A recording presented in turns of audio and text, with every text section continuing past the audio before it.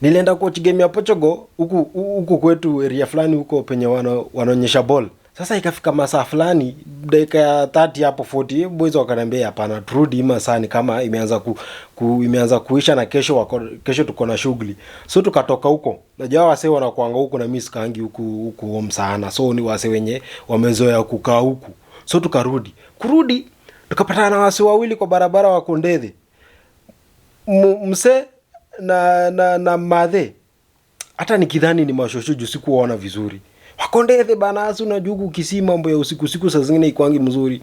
Ama boys, unajua tulikuwa na marungu, mimi nilikuwa na hii rungu hii. Kuna wenye walikuwa na panga, tulikuwa watu 7, kuna wenye walikuwa na panga. Acha nikwambie wenye walikuwa na rungu waliwatandika hao wasee. Huyo shosho na huyo nikidhani ni mshosho na mzee lakini sikuona vizuri. Nakwambia hao vijana waliweka viboko.